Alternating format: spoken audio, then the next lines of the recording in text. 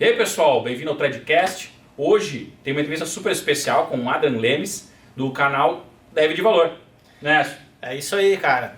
Venham conferir esse episódio porque o Adrian falou muita coisa bacana.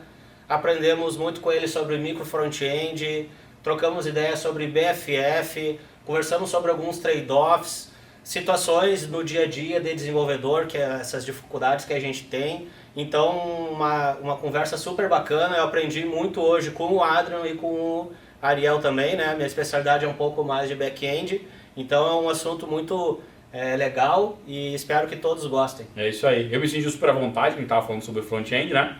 Então, pessoal, não esquece, acompanha a gente no nosso canal, né? Segue o canal, liga o sininho que vai aparecer a notificação. Também já vai no final lá, dá aquele joinha no vídeo, porque com certeza o conteúdo vai estar muito bom. Então é isso aí, segue com a entrevista.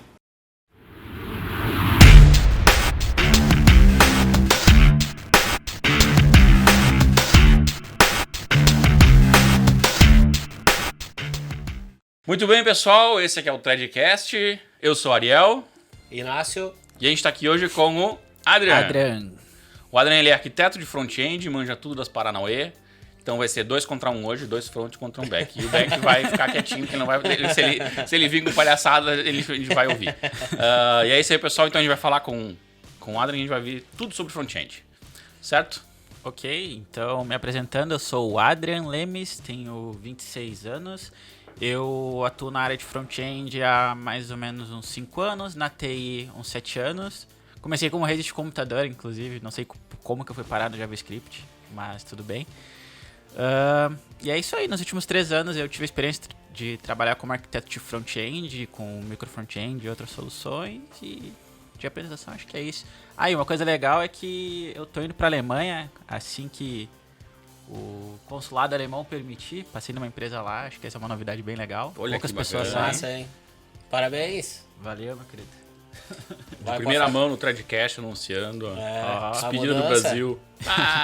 E eu também sou cofundador junto com o Tarzan no canal Dev de Valor. É um canal novo ainda, estamos colocando alguns conteúdos, tá meio devagar, mas estamos evoluindo aos poucos. Olha que legal.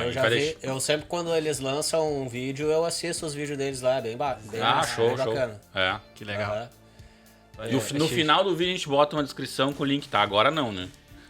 Senão o pessoal vai querer clicar nos linkzinhos, vai lá pra outra aba e esquece aqui, né? Só no final do vídeo, depois vocês vão ver o link do canal. Então, Adrien, o negócio é o seguinte, né? Front-end, acho que é uma área que a gente vai poder falar bastante, porque eu tenho bem tranquilidade pra falar sobre isso. Tem alguns assuntos, né? A gente trocou uma ideia um pouco antes de começar o programa. Então a gente vai...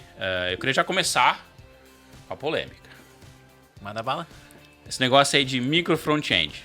Porque assim, eu um tempo atrás eu pesquisei, estudei um pouco sobre como é que é o front-end e a gente tinha lá aquele paper, não um paper, era um artigo falando sobre micro front-end, como é que era o conceito, né? Acho que quem estudou isso Os viu. tratorzinhos, né? Isso, tinha uns tratorzinhos de brinquedo, Sim, meio de brinquedo, era um exemplo de um e-commerce explicando o botão funcionava, e também sempre tinha um exemplo, porque o Spotify funciona meio micro front-end, né? Ele tem aquela janelinha, Sim. um cantinho separado para uma coisa, cada um tem um time desenvolvendo. Mas daí eu fui pesquisar para um mundo real, assim, do tipo que a gente lida no dia a dia, né? As soluções eram bastante limitadas, né? A solução com iframe era bem estranha, assim, né? Porque o iframe já era uma solução já bem incomum para trabalhar com front, quem trabalhava lá com SPA e tudo mais. E as soluções que vinham ali, tipo o single SPA, ainda tinha bastante dificuldade, porque fazia um lock-in muito grande com a tecnologia. E eu queria saber de ti, eu sei que tu trabalha bastante com isso, já efetivamente implementou isso em algumas empresas. Eu quero saber de ti, assim, qual que é a tua visão e o que tu vê de futuro? Show de bola. Eu já tive algumas experiências com micro front-end, começar um pouco contando sobre isso. Já a minha primeira experiência com micro front-end, eu construí a minha própria solução. Na época eu me baseei no framework chamado Mosaic, então utilizando Node, e aí tinha a navbar com Angular e a aplicação de dentro era React, ficava trocando. Foi legal, mas eu descobri que juntar frameworks diferentes e aplicações diferentes na mesma página na mão era algo bem complicado. Na época eu utilizei System.js para fazer isso. Mas foi uma experiência que trouxe bastante aprendizado. Depois eu utilizei Mosaic e aí um tempo rolando com o time eu descobri que a principal dor, uma das principais dores das ferramentas de micro front-end até então, que é tooling, né? Por exemplo, você está pensando como desenvolvedor, tu quer as coisas o mais simples possível para codar, né? E aí daqui a pouco ter que fazer vários comandos para ver uma alteração que ocorreu no browser ou ter que rodar ele com outros micro front-end não é muito viável. E foi um dos principais problemas que a gente teve, acabamos dando rollback naquilo ali. Já utilizei iframe também, já utilizei Single SPA e hoje eu tô altamente hypado, por assim dizer, com o Model Federation, que é um plugin nativo, né? Então, do Webpack 5, né? Então, tu tem um recurso nativo, tu não precisa estar usando um framework e tal para isso. E uma coisa que eu mais gostei dele é que pro desenvolvedor ele é transparente, assim, né? Tu tem muito pouco setup que os times precisam fazer. E a minha visão, assim, que eu vejo de micro front-end é que querendo ou não, é importante tu ter claro, não é para todos os cenários, tanto que tem muita empresa que deu rollback, né? A HelloFresh, por exemplo, começou utilizando micro front-end e deu rollback. Mas tem cenários específicos que ele cabe bem, sabe? Porque tu quer ter times separados, né? Tu quer ter deploy separado, lifecycle separado. Aquele negócio de, eu quero micro front-end para ter tecnologia agnóstica. Eu acho que é meio bullshit hoje em dia, assim, porque, querendo ou não, tem uma certa estabilidade entre os frameworks, né? Mas que nem antigamente, que tinha um cara framework lançando a cada 5 minutos. Acho que hoje tá mais estável a coisa. E eu acho que dependendo do cenário vale, sabe? O grande ponto é que antes do Model Federation, o custo para isso era muito caro, né? Se a gente pensar em microserviço, Mart Fowler tem uma frase que é microserviço premium, né? Tu tem o preço de usar microserviço, tem que pagar os benefícios. E quando a gente pensa em micro front-end, o preço era muito mais caro. Porque, querendo ou não, tu tá no browser é uma coisa só, né? Tu não tem isolamento, que é a principal característica de microserviço. Tu tem isolamento e no browser tu não tem. Então, acho que esse é o principal ponto. E tu falou meio que mal de iframe, por assim dizer. Eu já utilizei porque acho que o iframe tem uma característica bem interessante, que é isolamento. Dependendo do cenário, acho que pode cair bem esse isolamento, né? Meu entendimento, minha visão do iframe é que, assim, ele é uma tecnologia que foi adaptada para uma questão de ter esse isolamento, mas tu tens ali um gap grande da forma como ele usa, a forma como ele interage dentro do ecossistema da aplicação do front, né? E aí tem essa coisa, tipo, acho que o Nácio vai falar mais ou menos nesse ponto, mas eu vou dizer assim, acho que hoje a impressão que eu tenho sobre o micro front-end, né? Ele foi muito mais uma tecnologia interessante pelo fato de tu distribuir a tua aplicação. Porém, colocar isso como o nome micro front-end é tipo colocar o JavaScript com o nome JavaScript, sabe? Tu, tipo, eu peguei o hype do Java e quis criar um script, mas não tem nada a ver. Assim como, porque o micro front-end, o microserviço tem toda um hype em cima, a galera criando design e tudo mais, e foi meio tipo, vamos tentar colocar pro front. Mas algumas coisas que são relevantes para o microserviço funcionar, acho que para o front-end não sei. A minha impressão é que não funciona muito bem. Mas eu não acho que tem uma coisa para falar aí. Eu acho interessante a questão de tu poder escalar os times. Ter essa independência é bom. Tu consegue ter entregas em paralelo e alguma flexibilidade de cada time poder implementar alguma coisa sem impactar o outro, sem depender, né? Sem ter essa dependência. E se tornar especialista também no domínio, né? Com o corte vertical. Exato. Aí, com certeza, trazendo os conceitos do microserviço para dentro do front-end, vai ter os mesmos trade-offs, digamos assim, né? Eu tive experiência de front-end, mas é muito antigo, né? Parei no Angular, então... AngularJS. AngularJS ainda. Isso, AngularJS ainda. E o máximo de experiência que eu tive assim de front foi até o AngularJS. Depois segui sempre trabalhando com back-end, né? Mas hoje eu penso assim, quando for desenvolver uma aplicação, né? Tipo, Às vezes tu pega, depende muito de cada aplicação, né? Que nem o Adrian trouxe, né? Tem que pensar realmente aonde tu pode usar. Se tu tem um site que é um wizard, alguma coisa que tu precise de quase todos os componentes presentes ali para te fazer interações com o usuário, Exatamente. talvez é complexo de tu separar isso numa visão de negócio para te conseguir estruturar times segregados para isso, né? Eu acho que tem uma dificuldade. Se no back-end já é difícil tu segregar domínios de negócio, imagina no front-end. Exatamente. Pra mim, o principal problema de micro front-end é a questão que o browser hoje, tipo, ele não é adaptado pra isso, né? Tu chega no browser, é uma coisa só, né? E a não ser que tu seja uma Amazon, e tem um outro problema, né? Que a não ser que tu seja uma Amazon da vida, que cada aplicação tem um layout diferente, uma interface diferente, né? Tu entra no e-commerce é um layout, tu entra na AWS ali pra cloud é outro layout. Eu acho que um ponto de dor de micro front-end é o navegador, porque quando tu chega no navegador é tudo uma coisa só, né? E como eu falei antes, no microserviço tu não tem isso, né?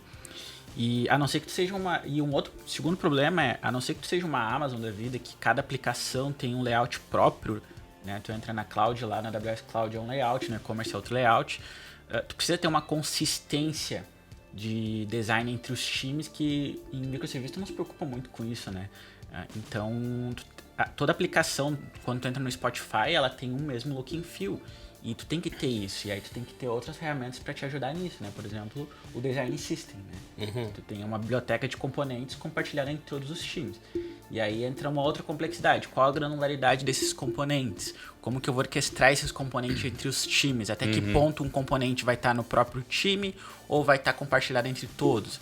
Então, tu acaba tendo alguns problemas. E até dar manutenção nisso, né? De repente vai dar implementar um componente ali, fazer uma mudança, adicionar algum evento, alguma coisa e pode dar problema em cascata. Pode dar um problema que estoura em todo mundo, né? Exatamente. Então, tu tem que ter versionamento. Uma ferramenta que eu tô experimentando ultimamente em relação a isso, dando uma estudada, é um SaaS, que é o BitDev. Ele é bem interessante, não sei se tu já ouviu falar do BitDev. O BitDev, não. BitY, BitDev, ele te permite tu ter vários componentes separados, né? Então tu faz a gestão por componente, não é uma biblioteca que nem, por exemplo, Storybook, tu cria uma biblioteca e tu tem todos os componentes ali dentro. Claro que tu pode ter uma biblioteca para cada componente, mas fazer isso na mão é complicado, né? Então ele gera um package JSON para cada um, ele gera versionamento por componente, cada componente tem tu faz um single repo, mas ele... ele é como se fosse um GitHub onde ficam os componentes, sabe? E aí ele tem os pipelines lá dentro. É uma plataforma para gestão de componente. É um SaaS bem legal mesmo. Aí na hora de desenvolver, tu escolhe qual é a versão do componente. Por componente, exatamente. Então Caraca, mano. Tu vai ter um alias ali e aí tu vai escolhendo qual componente, qual versão. E aí tu não precisa se preocupar, tipo, eu vou atualizar minha biblioteca aqui e vou quebrar todos os outros componentes, sendo que eu só quero atualizar a Navibar. Não, mas isso gera também uma complexidade, né, no desenvolvimento, porque cada vez que tu for fazer uma tela nova ou mexer em alguma, tu pode estar pensando, quais os componentes que tem atualizações aqui que eu devo ou não atualizá-los, né? Vai gerenciar versionamento, né? E aí tu gera... Esse sistema aí, ele gera um package para cada um? Gera um package para cada um. E aí tu tem, mais dentro desse package, gestão das dependências do package. O que o componente utiliza.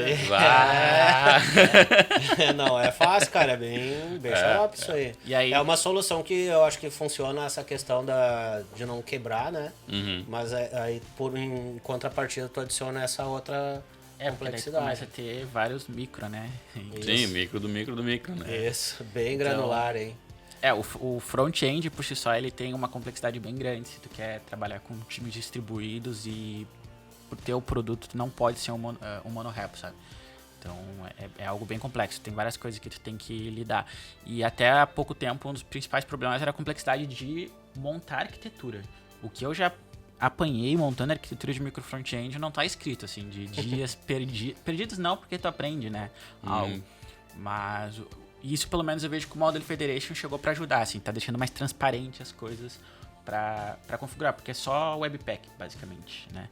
Agora, claro que se tu não pensar direito, né, essa questão da granularidade, né, tu não pode ter vários micro frontendzinho e tal, como é que tu vai orquestrar tudo isso, sabe?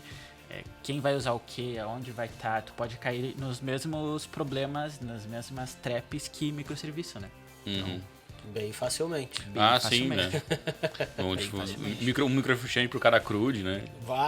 Cara. Nossa, esse é o clássico. Nossa, aí tu vai ter um micro front-end para cada botão, para cada componente, né? Cada crude é um microserviço. Esse é o clássico. Nossa, exatamente. Tá louco. O que eu fico feliz é que antes do Model Federation tu nem poderia chegar nesse problema, sabe? Porque era muito complexo configurar, sabe? Qualquer coisa que tu fosse, tipo, Mosaic complexo, Single SPA era complexo, Webpack não, Web Component não é muito fácil também de fazer. Agora não, sabe? Tipo, tá bem mais smooth, sabe? Agora a gente cai em outros problemas. Os trade-off agora são os mesmos do microserviço. A ideia do Model Federation não é usar cada micro front-end com uma tecnologia. Não. O Federation tem isso, né? Ele é tu usa sempre o mesmo framework de JavaScript. Pode ser qualquer um.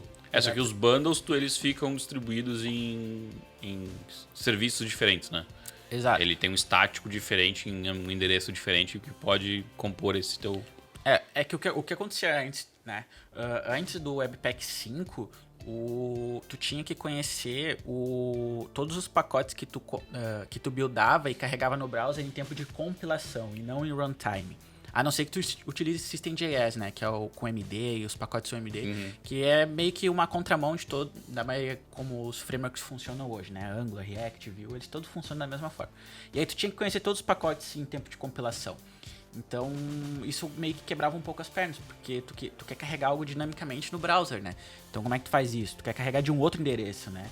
E aí isso o Model Federation vem pra ajudar, porque ele tem um conceito de remote e de host. O host é quem vai, digamos assim, ter um index HTML ali que vai mostrar a página, e os remotes são os pacotes de onde vai estar carregando remotamente aquilo ali, né?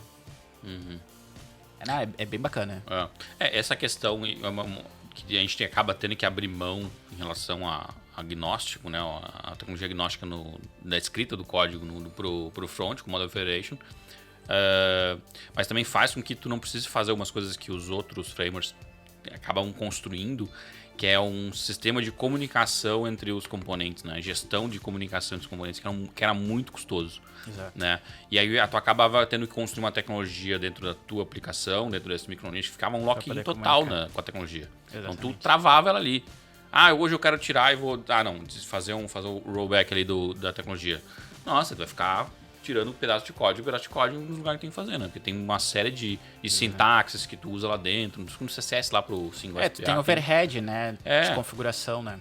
Aí tem uma porrada de coisa que tá acabando de fazer. Então, às vezes, tipo, abrir mão, eu posso abrir mão do uso de tecnologias separadas, ainda mais que tu vai trabalhar digamos, estou construindo um produto novo, né?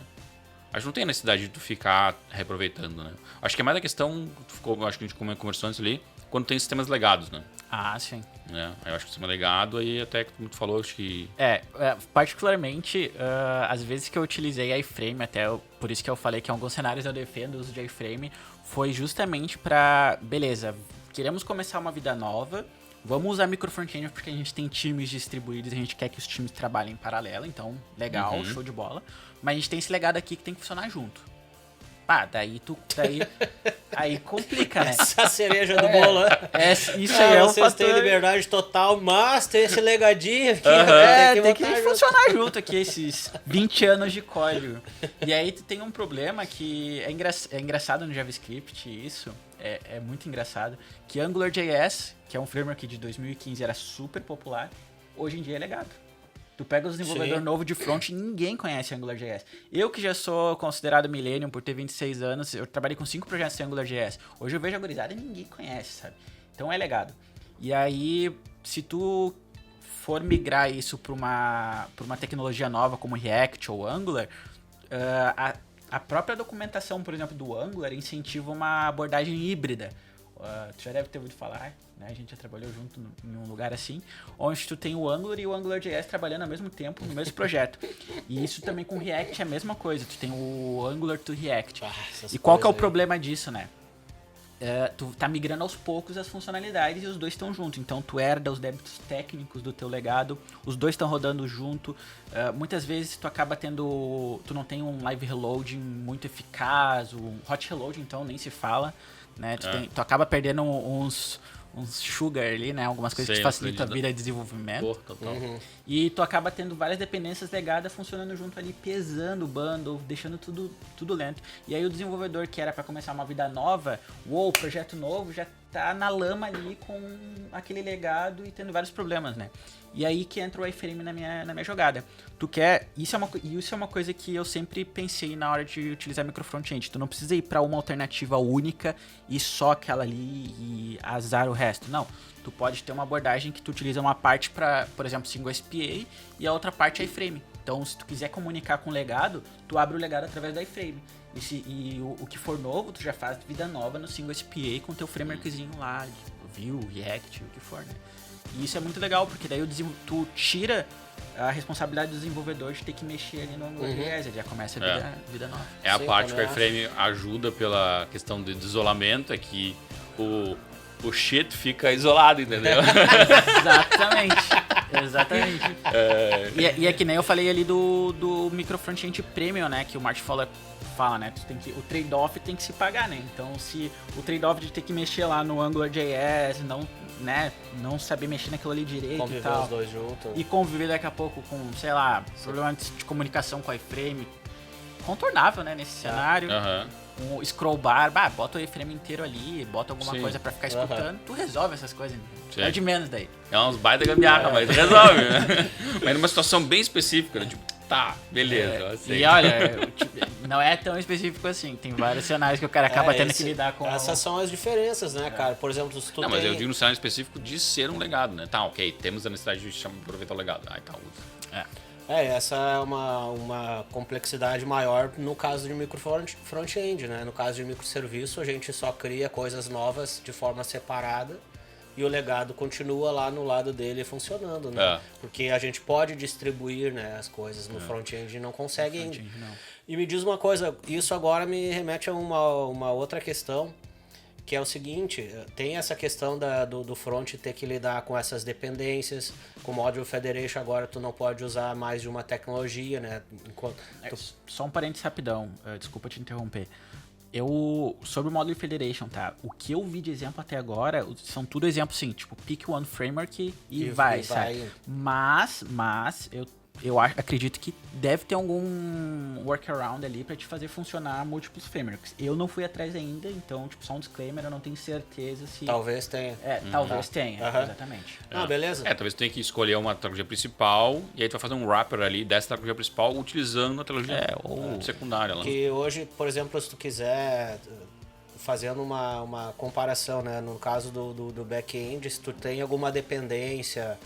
ou tu precisa usar uma biblioteca para alguma coisa específica, daí tem uma arquitetura por baixo que permite tu, por exemplo, construir um sidecard para cada serviço teu que atue, que faça um comportamento que tu espera que aconteça para os outros lugares também. No caso do front é mais complexo de tu ter esse tipo de coisa, né? Sim. Eu não sei como é que entra, né? Agora eu vou fazer meus comentários de leigo do front. Sobre o WebAssembly, não teria como a gente começar alguma coisa em WebAssembly para fazer micro front-end? É que o problema ali da tecnologia... Acho que o Adrian quer responder? Por favor, manda bala. Botar várias coisas rodar de forma isolada lá dentro do browser. Aí que tá. O ponto ali é a interface, a forma como a tecnologia se comunica com outra tecnologia. A tecnologia que a gente fala do front é a pessoa. É uma pessoa. Então, ela se comunica através de um contexto visual. E o protocolo da comunicação ali é o HTML. E o comportamento que tu quer auxiliar ele ali é o JavaScript.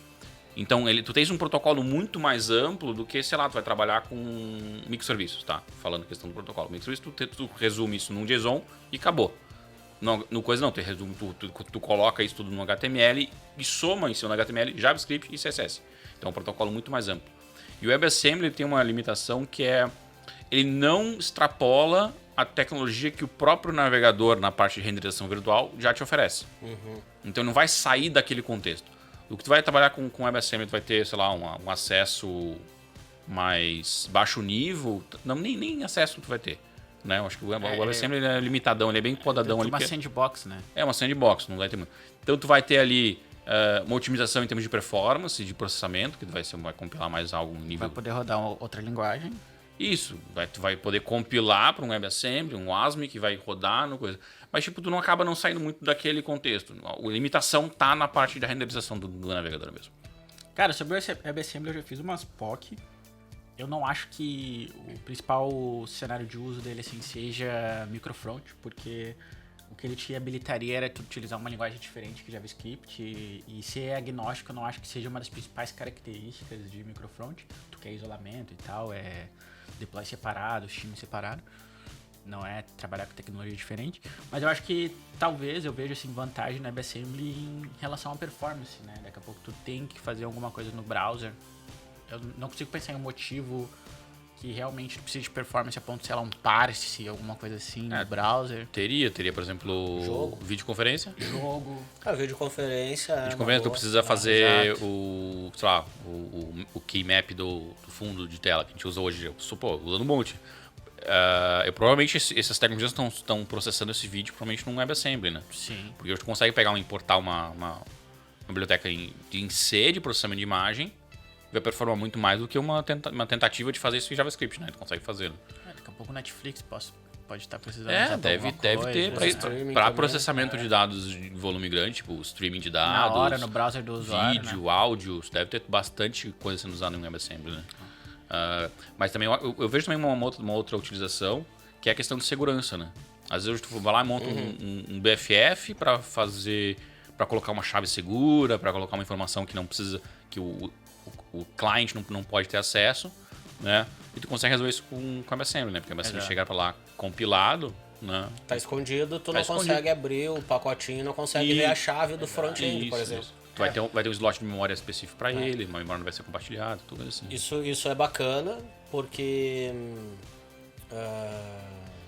eu vejo muita vantagem nisso aí, tá? Que hoje a gente tem que criar, às vezes, um serviço de... O pessoal geralmente usa de BFF, né?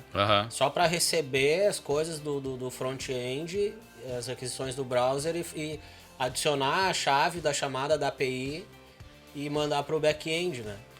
Exatamente. E aí tu acaba criando mais um ponto de integração, né? Que também precisa ser escalável. Tu tem overhead de rede. Overhead de tudo, só para fazer o repasse por causa da questão fazer de segurança. Fazer um middlewarezinho como serviço, só para fazer um negócio bem simples, né? O WebAssembly tem uma baita utilidade para isso aí também, não. Acho que questão de segurança ali. Boa, Ariel, vamos usar no nosso novo projeto lá. Boa, vou fazer. Isso aí, vamos fazer. Botar um WebAssembly lá no meio. Com a chave. Eu acho que para alguns cenários bem específicos assim pode ser por um WebAssembly, sabe? Mas eu particularmente não empolguei muito assim, tipo, vou começar uma aplicação do zero, vou utilizar WebAssembly. Não vejo muito, sabe? Acho que para algum cenário específico, algum problema específico que tu queira resolver no browser, pode ser útil, né? Que nem WebWorkers, por exemplo, né? Sim. Tu tem um cenário ali de performance que tu precisa e tal, não quer pesar a thread principal, talvez valha a pena utilizar, né? Que é thread no browser. Pois então, cara, uma vez eu tinha tomado uma cerveja, eu e o Ariel num churrasco aí, antes da pandemia, e eu perguntei pra ele sobre como funcionava esse WebWorker, mas eu não me lembro agora. Né? Acho que a cerveja apagou aquilo lá da minha cabeça depois. É que ele gravou na Swap. Mas tu bebe e tu fala de front? Cara, a gente fala sobre qualquer coisa que tiver pra falar. Inclusive de tecnologia, política, qualquer coisa. Boa. Mas tu não lembra como é que era o WebWorkers lá? Eu não lembro como é que tu faz pra utilizar assim, o recurso no browser. Como é que tu separa isso? Tipo assim, agora eu quero utilizar 1, 2, 3 WebWorkers. Eu quero separar esse processamento aqui. Como é que é? Boa. É que assim, primeiro acho que é importante falar sobre Event Looping, né? Que se a gente pensar no funcionamento ali do JavaScript, ele é uma thread só que nunca para, né? Então ela tá o tempo todo respondendo requisições, fazendo ela vai intercalando coisa, né? nos recursos. Exato. Ali. E aí daqui a pouco se tem alguma coisa de bloqueante, né? Por exemplo, precisa acessar algum recurso do meu sistema operacional, o file system, por exemplo, né, ou fazer alguma request, ela vai delegar para um pool de threads internos que tem lá, né, para ele fazer aquilo ali. Só que é tudo meio transparente, então o desenvolvedor não tem acesso. E aí entra o web worker na jogada, né? Eu quero ter acesso a uma thread e eu quero executar algo em paralelo. Por quê? Porque se a gente... como eu falei, né? Essa thread ela nunca pode parar. E tem um cálculozinho... vou tentar me lembrar de cabeça. Tipo, que é... as telas normalmente trabalham com 60 frames por segundo, né?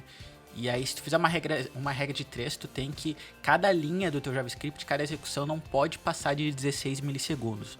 Por quê? Porque se passar...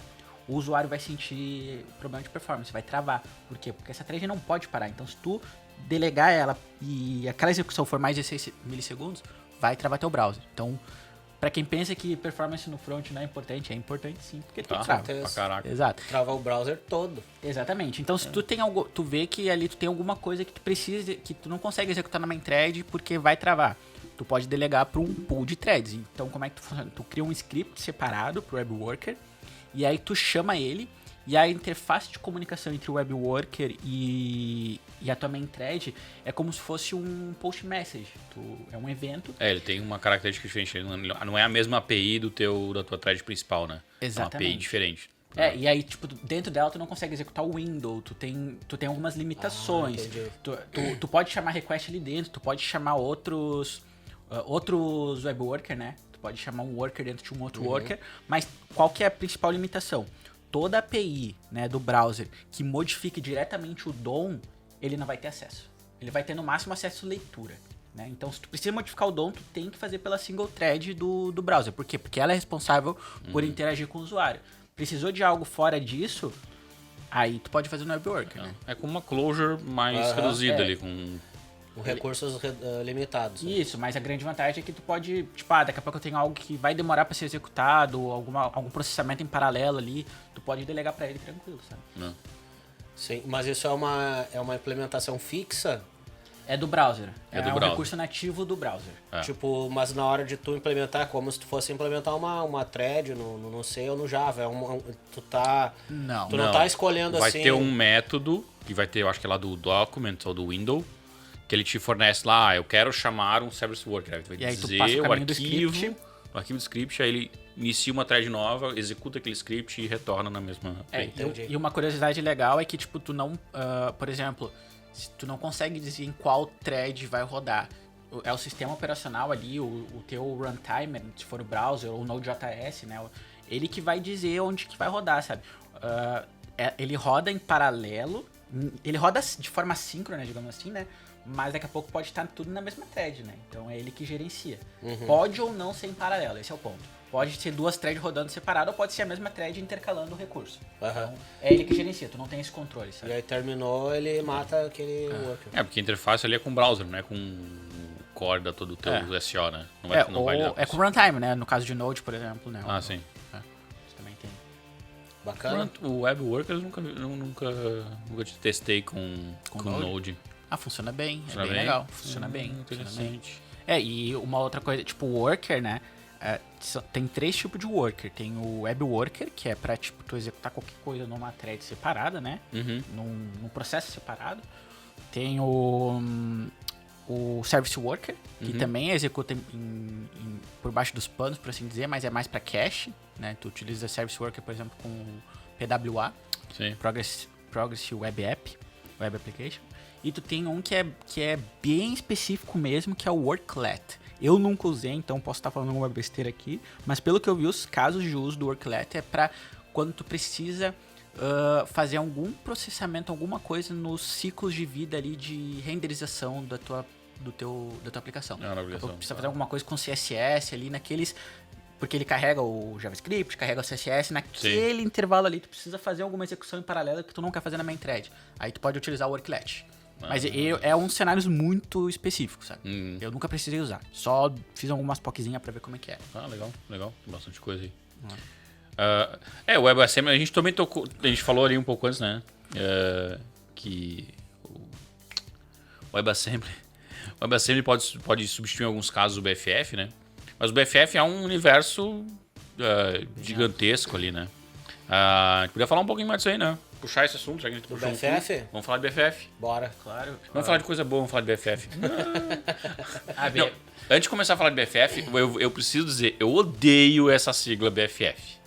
Tá? Mas é que, assim... Eu acho o BFF uma sigla péssima. A gente precisamos urgentemente, eu vou levantar a bandeira aqui, precisamos mudar essa sigla BFF. É que Mas, assim... cara, dá pra fazer uma iniciativa aí de tipo, fazer uma vibe e puxar a nomenclatura pra outros, porque hoje a gente tem o NFT, que antigamente era o token. Entendeu? Mudou o nome só. É que assim, vamos ser sinceros, né? Não dá pra deixar desenvolvedor dando nome. JavaScript. Não tem nada De Java. De Java, né? Então, assim, desenvolvedor não sabe dar nome. Quer dar nome pra algo, pede pra tua avó, pra tua mãe, pra criança, mas não pode ser desenvolvedor. Desenvolvedor tem o histórico de dar nomes ruins às tecnologias, né? Tem que Então, contar o nosso publicitário aí. A gente joga lá as O ideias. Python é bem famoso por ter várias bibliotecas com nomes bem diferentes. Né? Python é outra coisa. Meu Deus. aí foge totalmente da minha área. Python tem umas bibliotecas. What? Why? É de burguês, cara. Mas voltando, vamos falar agora de BFF aí. BFF é um assunto que eu curto bastante também. Até tem um vídeo no canal ali do Devs de Valor que eu falo conceitualmente assim, o que é BFF, o que eu acho BFF. Eu acho que é um recurso bem legal de utilizar quando, por exemplo, tu tá trabalhando numa arquitetura orientada a serviços ou com microserviço, né? E tu tem teu front-end. Muitas vezes acontece da gente ter alguma lógica que a gente pensa, será que a gente bota no back-end? Ah, mas não é regra de negócio pesada, assim, propriamente dita. Tá, então vamos botar no front. Ah, mas não é algo só de apresentação, tu tá daqui a pouco parceando algum dado que é, sabe? Tu fica naquele sentimento, não tá no lugar certo, mas tu bota no front, sabe? E acho que o BFF ele ajuda muito nisso, que é tu ter um local que tu consegue botar essas regras órfãos, né? Tipo, entre que talvez não seja nem no back-end e nem no front-end. Então tu bota no BFF, né? Eu acho que ele é uma extensão do browser, da aplicação. Não do browser, porque tu pode ter um BFF também para Android ou para iOS, né? Mas eu acho que ele é uma extensão do front-end, por assim dizer. Sim. Eu tenho essa ideia também. Tipo, é do contexto do desenvolvedor front-end Exatamente. codar para o BFF, né? Porque o que eu vejo assim, tipo, historicamente a gente tinha lá o desenvolvimento web, né? Que a gente basicamente era tudo renderizado no back-end. E aí começou a surgir, não, vamos fazer os SPAs, onde o cara baixava todo o código, chunkeado, splitado ou tudo junto. Mas enfim, tudo começou a rodar no front, né?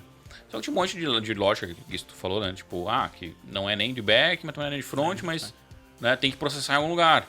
Às vezes é um processo muito longo, demorado, tipo, agregar dados, né? Que é um caso bem comum, que tu acha que quem trabalha com API, front-end, tem esse problema. Eu chamo uma API, mas o dado não está completo, só recebo um ID. Aí eu preciso agregar informação referente a esse ID. Aí chama outra API 10 vezes porque é uma lista.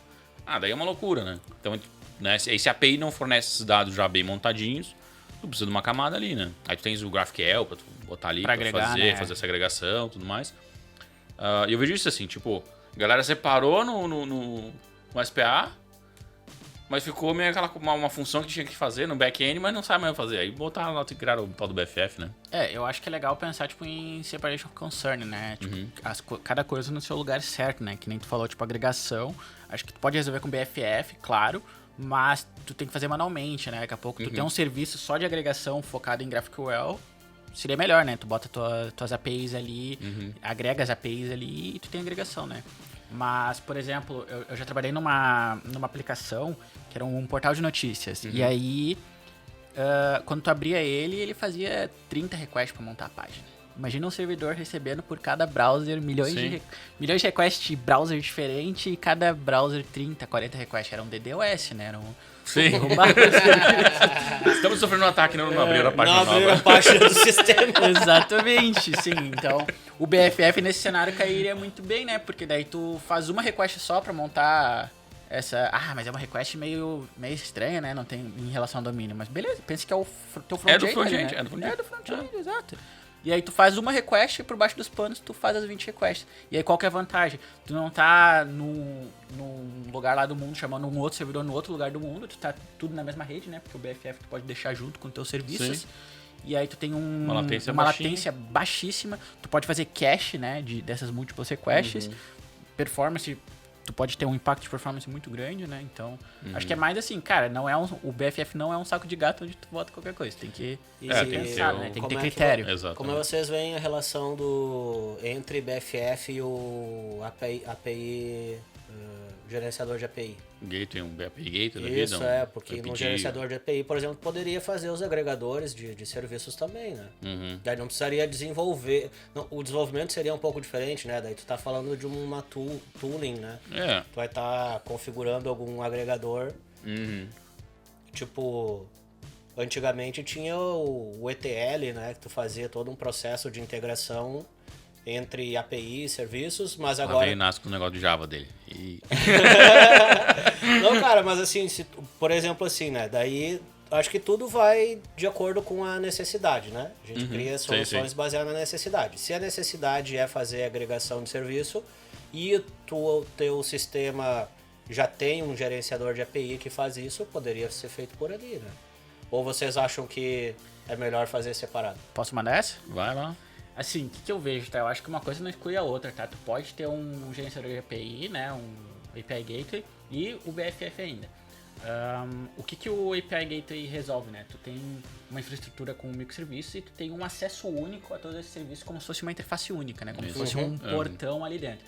Só que assim, negócio, ele é orientado a negócios. Ele expõe suas APIs de negócio. Então, tipo, vou criar uma API ali, que agrega mais de um e tal, faz sentido pro teu negócio? Será que ele para de em pé sozinho? Ou ele é uma necessidade específica lá do teu web ou do teu Android? De uma aplicação específica. Então é isso que tu tem que ter critério, né? Se realmente faz sentido pro negócio a API ser dessa forma, daqui a pouco chamar outras APIs e agregar ali, beleza. Se não faz sentido, então talvez tu tenha que começar a repensar a tua arquitetura e daqui a pouco colocar um BFF junto, entendeu? Porque qual que é a vantagem do BFF que eu vejo, né? Ele é uma extensão do front-end, então o meu aplicativo Android vai ter um BFF próprio para Android, o meu aplicativo web vai ter um BFF próprio para web. Por quê? Porque ele ajuda a melhorar a experiência da minha aplicação.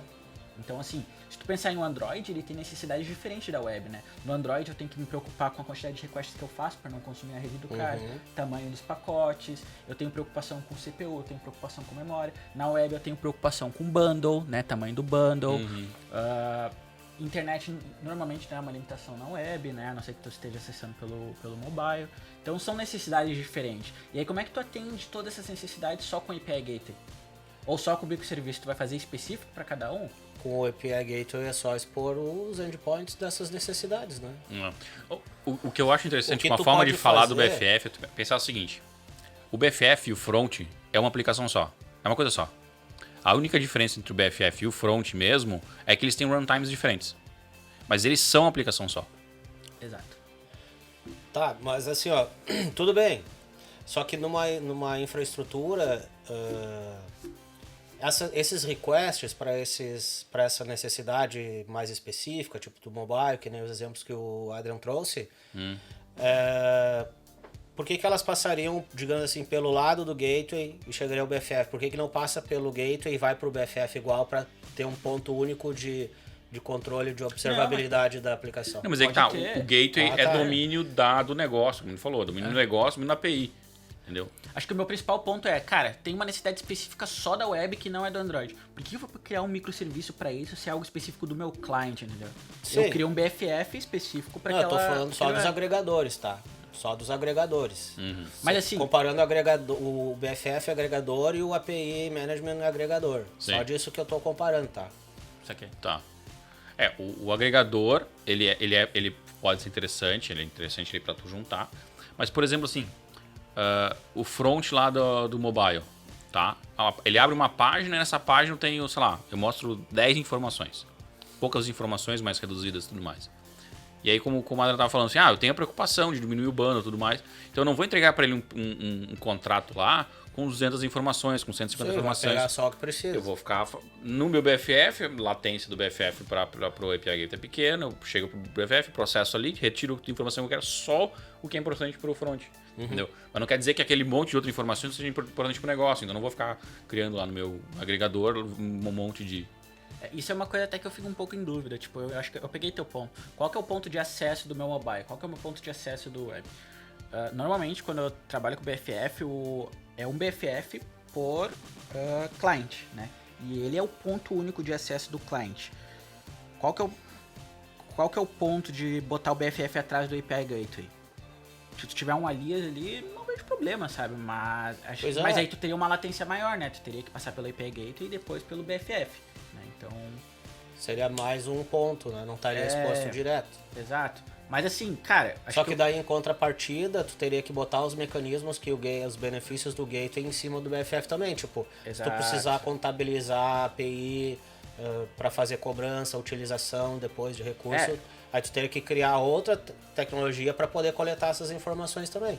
Exatamente. Por isso que eu pensei, de repente tu deixa o API Gateway na frente de tudo, Pode ser também. mapeia em endpoints ou URL diferente e sabe que o que chegar aqui nesse ponto vai direto pro BFF, Perfeito. que é o BFF do mobile, por exemplo. Não, eu acho que faz sentido sim, cara. Daí tu ganha o benefício de ter o controle do gateway também, né? Porque se tu for para pensar, tu vai ter um BFF lá em Java pro teu cliente Android ou em Kotlin, né? Ou tu vai ter um BFF em Swift, aí pode ser em Node, pode ser aí tu vai ter que fazer um um driver de autenticação, alguma coisa para validar o token, de autenticação não, mas para validar o token em cada um dos BFF. Daqui a pouco tu deixa isso no API Gateway e já se agrega. e tu ganha isso. Pode ser. Eu acho que vai depender muito da tua necessidade, né? Tu tem que estar sempre pensando nesses trade-off, né? O que tu ganha e o que tu perde. Que tem alguns cenários que, tipo, faz sentido estar antes do gateway ali. Que é, por exemplo, assim, eu tenho o meu gateway, e o meu gateway ele só é consumido para quem tem uma chave específica, um subscription key da minha API, né? Que eu não quero deixar ela 100% aberta, não é uma API aberta, tem que ter uma autenticação. E aí, para mim poder identificar, eu não posso colocar essa minha chave também no front. Então ele vai ter que ter um BFF no meio para incluir nas tuas chamadas de API esse subscription key, né? Para até que chegar no meu gateway e ter certeza de quem tá chamando. De sistema. Eu acho que a única coisa que tem que cuidar mesmo é, tipo assim, não ter um BFF para vários clientes, sabe? Eu acho que isso é um pouco problemático, né? Porque tu quer estender a usabilidade do teu cliente específico, as tuas necessidades. E aí quando tu começa a atender vários clientes, necessidades diferentes, tu perde um pouco o propósito do BFF, né? Então, daqui a pouco faz sentido essa lógica que é de vários vira um microserviço. Virar um microserviço, exatamente. Então, tem que sempre, né, trabalhando nos trade-offs, né? Mas eu acho que é um recurso bem legal e que, se utilizar da maneira correta, pode trazer bastante benefícios. Que nome tu quer colocar, então, Ariel? Tu quer trocar o nome ainda? Pode ser front-end on back-end. Então fica um FOB. Front-end on back-end. Eu acho que isso é um ponto legal, porque... Ficou pior ainda. Mas eu entendi o teu ponto do nome. É porque quando o cara fala back-end for front-end, cara... É cacofônico, back-end for front-end. Não é isso. É que... É que assim, a maioria dos desenvolvedores front que eu falei sobre isso, eles pensam, vou ter que codar back. Não quero. Sabe? Não gosto de back-end. E aí o nome meio que acho que remete a isso. Ah, né? sim. Mas o cara Por vai isso botar que Node, cara, é quase igual. Os BFF são em Node, então. Tudo bem. Sim, tem mesmo. Não, em Node sim, mas e aí o que faz com o cara de Android? Tem Kotlin pra back. Kotlin. Exatamente, aí que tá, tu tem que Tem codar. Tem Swift pra back também. Aí tipo assim, Tem. Server-side? Tem. Tu coda em client lá. Inclusive é um Que dos vídeos que legal, eu quero cara. fazer no futuro do Pai, canal. massa pra caralho. Que legal, cara, não sabia disso. É porque a ideia do Swift é ele ser que nem JavaScript, né? Rodar em qualquer plataforma, né? Ser agnóstico de plataforma, né? Pô, e ficou igual. Tá meio que nem o Node. Todo mundo dele. tem o... Como é que é? O Dart. Dart O da Dart, tô Google. ligado. Tem o Kotlin, tem o Swift. Todo mundo querendo Exatamente. ocupar o lugar do JavaScript Todo aí mundo que querendo tá... os BFF. Aí eu acho que isso resolve. Só que aí tu tem que pensar, tipo assim, o que eu uso no meu cliente que eu posso reaproveitar no back-end. Por exemplo, eu vou ter que fazer request, né, para outros serviços e tal no BFF. Então, no caso do Android, tu pode montar tua stack do BFF com aquele retrofit da vida, sabe? Ele é um cliente HTTP que funciona independente da plataforma. Legal, retrofit. E qual a linguagem? Meu front ali é em Kotlin. beleza, Kotlin com back-end. O máximo que o desenvolvedor vai ter que saber é daqui a pouco um Spring Boot da vida, alguma coisinha pra fazer a API, né? Mas, cara, não é tanta dor, né? Não é pra ser uma dor. A gente tá acostumado a aprender coisa nova todo dia, né? Sim. Então... Eu também acho que não dá pra se limitar assim, né? Tipo... Mas eu entendo, tá, a dor de Android e Swift, porque pra Node, o cara fazer um BFF Node pra web é muito transparente, né? Tipo, tem que aprender no máximo Express ou algum framework, Fastify, algum framework JavaScript, mas tu tá no ecossistema, né? É muito mais fácil. Mas igual tem workarounds, né? Acho que dá pra fazer, assim, BFF específico pra cada plataforma. Sim. E te fazer uma pergunta, o que tu acha de BFFs terem persistência? Não, eu acho errado. Eu acho que... Obrigado. Ufa, tô mais aliviado. Pô, mas daí virou bagunça, né, cara? Se o back não tá mais controlando os dados, aí ferrou, Não, né? volta pra questão, tem que ter critérios, né? Tu tem que pensar, tipo, em SOC, né, cara? Tipo, por exemplo, Node não é feito pra... Mas e um cache? Cache é a persistência. No caso de um Redis, cara, até talvez dá pra ter alguma coisa pra cache. Cara, mas cache não tem problema. Cache eu acho não que- tem problema, porque tu não cache tá no mexendo BFF eu nos não vejo dados de problema. domínio de negócio, Não, entendeu? tranquilo, mas... Só que assim, se tu quer alimentar o cache com o BFF, não tem problema. Tu manda pro back-end e manda pro cache. Atualiza os dois. O que eu acho que eu não botaria, por exemplo, um Postgre ali com o BFF. Eu acho que não é o lugar, entendeu? Agora, eu acho que o BFF ele é mais proxy, fazer algum processamento ou juntar requests, alguma lógica ali em runtime, cache. É que o cache é uma persistência diferenciada, né? O tranquilo. cache é uma persistência eventual. Exato. É que assim, ó... tá, mas aí entra um fator que é o seguinte. LGPD. Lei dos dados. Se tu passa um dado de uma pessoa pelo cache, tu tem que ter gerenciamento desses dados. Tu tem que ter todo o nível de segurança para manter esses dados. Então ele passa a ter um status de persistência a nível banco de dados. Mas qual é a questão da segurança? A segurança é que tu tem que ter uma série de protocolos para que esses dados não possam ser vazados, que esses dados tenham um nível de segurança para que... Daqui a pouco tu tem até de localização, tipo, por exemplo... Eu sei, mas o cuidado disso é o que é exposto na API, cara. Aonde se tu tá botando dado num cache ou num banco, na minha visão, num Postgres da vida, não sei se pra lei tem diferença nisso, né? Mas se tu não pode cachear, não cacheia.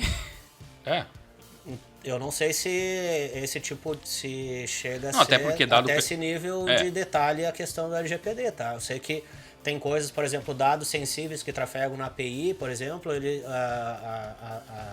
a legislação prevê que a gente tem que fazer isso só em servidores da cloud do Brasil, por exemplo. Eles não querem que a gente guarde dados sensíveis que não sejam em regiões do Brasil. Isso é uma lei daí, isso é uma coisa que a gente tem que se ligar. Mas aí se esse dado tá num cache ou num banco convencional, não sei se tem isso, tá? Não tenho certeza. Acho que daí foge um pouco do conhecimento aqui, né? Mas é legal isso aí, cara, porque tem essas limitações que às vezes a galera não se liga, sabe? Por exemplo, assim, o que eu vejo, né? O cache vai ser útil para uma informação que tem um hit muito alto. Então tu vai trabalhar com a aplicação, sei lá, booking de hotéis. Pô, os dados do hotel, dado da pesquisa, resultado de pesquisa, isso são dados públicos. Cacheia, meu. Não vou ficar custando a base de dados o tempo inteiro. Mas, por exemplo, dados do usuário. Não, isso não cacheia. Porque não faz sentido. Mas Você vai ter um hit de uma pessoa. Isso, nem tem... Mas será que não vale cachear a nível de microserviço? E aí o BFF chamar o microserviço sempre? Não para o usuário. Talvez faça sentido se bota num data lake, numa base de dados de BI, assim, alguma coisa nesse nível. E aí tu vai ler dessa base, nunca vai ler lá do core da aplicação, que é o banco de dados mesmo. Talvez algo nesse sentido, mas eu não vejo sentido do cachear um dado onde tu tens uma só pessoa dando um hit ali, sei lá, de 15 minutos. Porque ele é muito específico para uma coisa só, né? Então não vai chegar a gerar um volume muito alto. O cache faz sentido quando tu tens lá um contexto de dados, um volume grande, que tu precisa de uma latência rápida pra caramba. Exato. E são várias pessoas, nunca vai conseguir fazer isso com uma pessoa só. com uma informação, né? Me diz uma coisa, Ariel, onde tu viu o pessoal fazendo persistência no BFF? Conta aí pra nós. Não posso falar. Mas tu vivenciou isso. Não, eu já vi tentando, né? É que aí entra o ponto. Eu já vi tentando. Tu vê que tem... Parou. Aí entra o ponto, né? O BFF acaba virando um saco de gato, né? É isso aí que tu falou, do saco de gato. Ah, não, bota aqui no BFF, bota aqui no BFF. Tu não tem mais critério. Tu perde o critério. E aí... Então tu já teve que barrar isso. Então, essa é a situação, Ariel. Já teve que defender várias vezes. Já tive que defender e não alugava botar. Ah, porque é facinho, bota isso aqui. Não. Cara, é que a capacidade do ser humano é incrível. Não, e né? foi pior. Eram dados. Era uma aplicação que transitava dados PCI. Sabe o que é PCI, né? Pá, sério, meu. Sério. Queria persistir. Queria persistir. Ah, não, botar ali um cachezinho. Não, Vamos persistir tudo no BFF. Não, Daí daqui a pouco nem precisamos mais do back. Quando eu avisei, não, o PCI não pode fazer isso. Ah, não, né? As pessoas entenderam rapidinho. Mas, tipo, foi uma ideia que pareceu. Tipo, não, pera. É que é legal que uma das funções do BFF é tu poder cachear, né? Só que, tipo, qual que é o problema que tu acaba tendo, que tu acaba indo pra um Redis da vida, né? Tu vai ter que ter... Como tu tem um ponto de acesso único, tu tem que se preocupar pra ele ser bem resiliente, né? Então tu vai ter, daqui a pouco, múltiplas instâncias rodando. E aí o cache vai pra cucunha, se tu fizer em memória, né? Não, mas tu consegue fazer... Tu consegue compartilhar. A memória? Não, sem não, ser não. um Redis? Não. Ou alguma coisa parecida? Tu consegue compartilhar... Qual o problema daquela base lá que faz O que memória? tá em memória de um servidor botar na memória do outro servidor também. Os caches têm esses recursos. Entendeu? Quando tu tá... Porque assim, o teu cache já é um cluster, tá? Então tu recebeu uma requisição, caiu em algum nó daquele cluster. Aquela informação que gerou foi pro cache daquele nó, daquele cluster. Só que ele automaticamente tem a funcionalidade de replicar isso para colocar na memória dos outros nós também. Se for multi-região da vida, assim. Nunca trabalhei com multi-região em cache daí, mas eu vejo que é o mesmo princípio, porque são outras máquinas em outros locais, né? Tem que ver se os caches... Eu não sei daí, aí depende muito de qual cache tu tá usando, né? Como é que tu faz para implementar isso aí. Mas isso existe. Isso aí já é antigo, isso aí desde o JBoss já era assim. Ó, lá veio o Java dele. Não consegue, né? Não consegue. Mas Ele não consegue. Não, mas o princípio é o mesmo, porque... Eu sei, eu tô né? Senão tu, cada vez que cair a requisição num nó, vai ter que... Não vai poder usar o cache, né? Porque não tá na memória ainda. Ah, sim. É que o pessoal do front tem um negócio assim, aí eu vou ter que fazer a meia culpa. Cara, aqui, inclusive o Netflix tem muitos serviços deles que o loading do serviço leva tanto tempo porque eles estão carregando vários gigas de dados em memória. Vários gigas, centenas de gigas em memória em alguns serviços da Netflix. Que loucura. Por isso que demora para subir o serviço. Ele pode ser um servicinho pequeno, mas demora para carregar muito dado para Então, memória. nesse caso, tu não utilizaria Redis no BFF? Para mim não tem diferença se eu vou usar o Redis no BFF ou num serviço de back-end, tá? Para mim o Redis deveria estar na frente de tudo e queixar tudo que tiver que ser queixado. E aí o BFF chama ele. Mas aí que tá o ponto. Ou o que ele deve tá ser cacheado. Mas O aí que que não tá. deve não tem que cachear, gente. Mas então, assim, imagina em camadas, tá? Então tem uma camada de cache, uma camada de BFF e a camada dos serviços, né? Na minha visão, tanto a camada de BFF quanto a camada de serviços back-end tem acesso ao cache, a camada de cache. E cada um bota lá no cache o que quiser. Entendeu? Isso é meio complicado, né? Mais ou menos, porque tu tem segregação por serviço, né?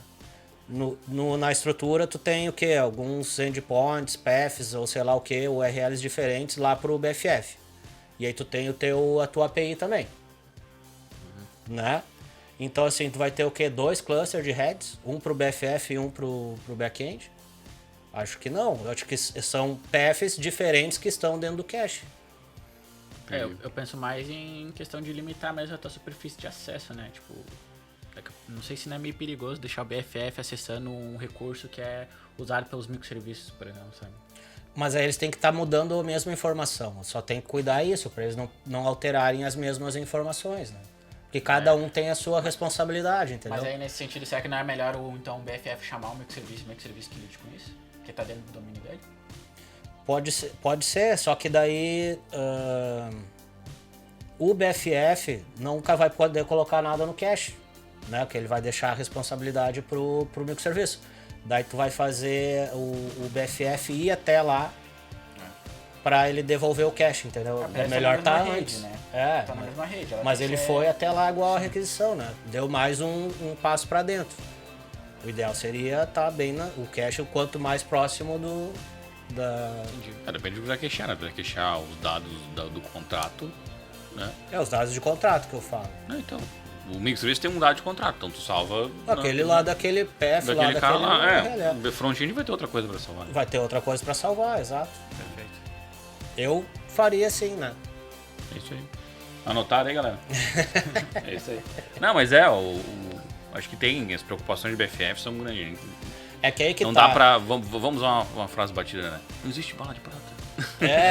Né? É que não dá pra olhar. Não dá pra escolher um padrão. Esse tipo de coisa é importante porque a tua solução, tu tem que ver o todo. Né? Aquele pessoal lá que o Ariel viu que tava tentando persistir lá no BFF, provavelmente eles só estão olhando para aquilo ali. Eles não estão vendo todo, o resto, o que mais tem na arquitetura, como é que tem o resto das integrações, eles estão só preocupados com aquilo. Talvez por isso que a visão deles está mais limitada àquele contexto ali, né? Uhum. Mas existe uma série de complexidade que vai além daquilo quando tu começa a olhar o todo, né? Como é que as coisas estão estruturadas, né? Tu tem um cache, esse cache, quem vai usar o cache, né? Então tem essas preocupações tem que... Normalmente endereçada por time de plataforma, né? Que fica mais responsável por olhar pro todo, né? Tem que olhar o todo, né? Pra não olhar só pra árvore, mas olhar pra floresta, né? Isso aí. Fica só ali batendo teu preguinho ali e é muito fácil cometer alguns erros aqui. Uhum. E também tem uma questão de custo, né, envolvido. Sempre tem o custo envolvido, né? Tu vai ter um cluster de heads, 2 clusters de heads, manutenção, disponibilidade. Até isso tem uma história engraçada. Voltando para micro front-end, a gente tava utilizando Mosaic, né, para fazer uma estrutura de micro front-end. E o Mosaic ele lida, cada micro front-end é um serviço. E aí a gente começou a dividir lá os micro front-end, começou a fazer os serviços e tal. E aí quando a gente pensa em arquitetura, né, toda na AWS, alta disponibilidade, 3, 4 instâncias para cada coisa. E a gente começou a olhar, tinha mais serviço de front do que de back-end. Nossa. Peraí, tem algo errado. Não vai dar isso aqui, gente. Eu acabei me lembrando disso. E aí o que a gente fez foi ter criado um serviço único, né? Que... Ou daqui a pouco tem poucos serviços que agrupam vários micro front-end, né? Ele só fornecido. Foi uma das saídas na época, mas foi uma história boa. Pois é, e aí o que sobra pra gente depois, né? A gente fez o microserviço, fez o BFF, fez o front, Fez o microfront. Fez o microfront. E o que falta fazer? O que a gente faz no final do desenvolvimento? Ou antes, né? Depende de algo. Não. Isso é o que deveria ser, mas o que é? O que é de verdade? A gente separa o mundo entre o que a gente gostaria que fosse e o que ele é de verdade. Não dá pra entregar o código de qualquer jeito, né? Acho que Tem que botar um teste ali, né? Tem que botar um teste. Pois é, esse negócio, a gente sempre, o pessoal, né, a gente brinca, né? Tipo, o pessoal escreve lá e, você faz o teste no final, né? Eu fiz o componente lá, agora eu vou fazer o teste. Sobre fazer teste antes ou depois, particularmente eu acho que tanto faz. Eu acho que para desenvolvedor mais júnior até é legal usar TDD porque ele ainda não está acostumado a pensar muito em design da tua aplicação, a ter as coisas compartimentadas e tal. Mas eu não acho que os benefícios do TDD sejam assim a ponto de, nossa, para um cara mais pleno ou sênior que já tem uma noção boa de fazer código testável e tal, com design bom, não acho que ajude tanto, sabe? Eu acho que TDD não ajuda em design de fato, ele ajuda a fazer código testável. Mas design é muito maior que isso, né? Pensar nas coisas no lugar certo, tu ter os módulos bonitinhos, tu ter compartimentação, isolamento. Pensar como é que as coisas vão se comunicar, como as coisas interagem, componente com o outro, pensar em questão de eventos, pensar em SOC, em um monte de coisas que o TDD não pensa, né? Ele foca em outras coisas. Né? E o TDD, tu acaba tendo um efeito muito voltando ali, né? De tu tá olhando só pra uma árvore, né? Porque tu tá se preocupando em fazer o teste passar e tu acaba não pensando em design, né? Tu acha que tu tá fazendo um código maravilhoso, aí tu vai olhar depois, tu tem 50 mil funções bem pequenininhas e olhar o todo ali é muito complicado de entender aquilo que tu fez. Eu acho que o TDD não é uma técnica para ser utilizada para te criar a melhor solução do teu problema, tá? Exatamente. Eu acho que ele não serve para isso. Mas é uma boa prática de fazer testes. eu, né? eu às vezes faço assim, tipo, tô pareando com alguém e tal, eu faço o teste, a outra pessoa coda, sabe? Eu acho legal o TDD, eu acho divertido. Quando tô a fim de fazer uns testes e tal, eu acho divertido fazer, sabe? Mas, tipo, eu acho que em alguns cenários acaba te limitando um pouco nessa questão de design, né? Que nem, daqui a pouco tu quer fazer uma POC. Meu, é uma POC, eu não quero ficar me preocupando. Ou daqui a pouco eu não tenho a solução final. Eu ainda não sei a solução final, eu tô só fazendo alguns testes. Testes que eu digo, fazendo algumas implementações, Pensando em alguns cenários. na solução. Então, naturalmente, tu vai acabar deixando os testes pro final. Eu acho que o que importa e que sai no final do dia tem que fazer testes. Se vai ser antes ou depois, eu acho que depende muito de cada um e do cenário, né? Não acho que seja aquela bala de prata como todo mundo prega o TDD. Cara, eu vi o Adrian uma vez num trabalho que a gente teve junto e ele trouxe pro time o teste de snapshot do front-end. E eu não sabia o que era, né? Eu falei, caraca, que negócio é esse snapshot? Aí ele me mostrou lá os outputs, né? Que tu gera o snapshot do que os componentes geraram e depois compara, faz o diff. Eu achei do caramba aquilo lá, achei bem legal. Isso é uma coisa que é legal, que eu até ia falar antes, é que tipo, a gente, como desenvolvedor front-end, a gente acha que é tudo mundo novo, né? Que o front-end não é engenharia de software, né? A gente não tem coisa pra aprender com back-end, né? E na maioria das vezes a gente só tá fazendo coisas que o back-end já passou, né? Então a gente... Hoje acho que o front-end tá bem mais maduro, mas no geral a gente tá só fazendo coisas... É engenharia de software, né? E o Snapshot é um caso que o front-end influenciou o back-end. Porque começou primeiro no front e hoje tem biblioteca no back-end que faz teste de Snapshot também. Então, Porque no caso do Snapshot é testar um contrato, né? E aí tu vai vendo o que os resultados Sim, estão vindo. teve diferença. Teve diferença, né? E a galera costuma pensar no Snapshot mais pra, tipo, eu quero ver o output do HTML ali, né? Mas tu pode, por exemplo, eu tenho uma estrutura de dados complexa que eu tô fazendo um parse dela, né? Para determinado input tem um determinado output. E aí normalmente o que a galera faz, né? Expect, nome da chave, to be blá blá blá. Nome da chave, aí tu tem teus asserts ali, tem 20 linhas de assert. Ah, sim, tem que fazer um monte. Um por um, né? Um por um. É um saco mesmo. É um saco. Aí tu faz um snapshot, problema resolvido. Da estrutura. Sim. Mas o Snapshot tu tem que, pelo menos um dos testes tem que rodar o certo, né? Claro. Primeiro tem que rodar certo. Primeiro tu tem que rodar certo, né? Não dá pra simplesmente... O Snapshot tem aquela coisa de garantir de que quando alguém mudar, isso ou alguém entende que mudou realmente e vai gerar um novo, né, Snapshot, ou se mudar e vier um contrato diferente, alguma coisa no miolo lá deu errado, né? É que aí eu acho que eu entendi teu ponto, que vem assim, é que os testes têm que ser confiáveis, né? Tipo, se tu começa a mudar muito um teste, ou ele começa a quebrar muito, tu perde confiança nos teus testes, né? Eles ficam fleck, né? Que não tem... O desenvolvedor tá ali codando, quebrei tal coisa. Tá, eu só mudo aqui, vida que segue, acabou, né? Esse teste é só pra quebrar mesmo, já quebrou 30 vezes antes. Todo mundo quebra ele, daqui a pouco um vai lá e remove. Então tu fica codando, e tu coda e arruma o teste, coda e arruma o teste, coda e arruma o teste. Basicamente tu só tá codando duas coisas, né? Sim, isso acaba sendo um desperdício, né? Se tu for pra pensar, né? Se tu olhar assim, cara, tu vai mexer numa implementação, só em pensar que tu vai quebrar todos aqueles testes. E isso é uma coisa que é muito complexa no front-end, né? E eu vou chegar no assunto. É que, tipo, mudei a implementação, mas a minha UI, o meu comportamento do meu usuário continua o mesmo. Eu mudei a implementação daqui a pouco por performance, ou para chamar um serviço novo, ou alguma outra camada que eu mudei, mas o resultado é o mesmo. Pra que meus testes vão quebrar? E aí meus testes quebram, eu vou ter que codar duas vezes. Vou ter que codar o teste e, né, a minha UI. Então isso acaba sendo muito... Por isso que eu acredito que a galera até há pouco tempo atrás não gostava de fazer teste do front-end. Porque tu mexia na UI, tu quebrava 20 testes. Daqui a pouco tu mexia num serviço, tu quebrava teste de 20 componentes, sabe? Não, pior é quando é teste end-to-end, né? E aí tu... É aquela coisa que a gente falou ali antes, né? Sobre o conceito, como tu vai testar o front-end, né? Muita gente testa na visão do desenvolvedor. Aí faz a implementação. A implementação do teste faz na visão do desenvolvedor. Aí, ou seja, quando monta o seletor no ID, no class path, ou num... Como é que é o nome daquele? O XPath, né? Sim. Que é que ele faz aquele path lá gigante. Qualquer coisinha que muda, teu teste quebrou. Mudou o div e quebrou tudo, porque ele já não acha mais o elemento que você está fazendo, né? E aí tem o conceito do testing library, né? Do teste de integração que o testing library coloca, né? Isso eu acho que é uma coisa muito legal e até o Kent Dodds é uma referência na comunidade de React, de teste também, de front-end, e ele traz muito isso que é o conceito de troféu de teste, né? Pra relembrar, tem a pirâmide de teste, né? Que a base de pirâmide é unitário, aí no meio é a integração, né? E aí a ponta da pirâmide é os testes E2E, né? De ponta a ponta. E qual que é o problema da pirâmide, né?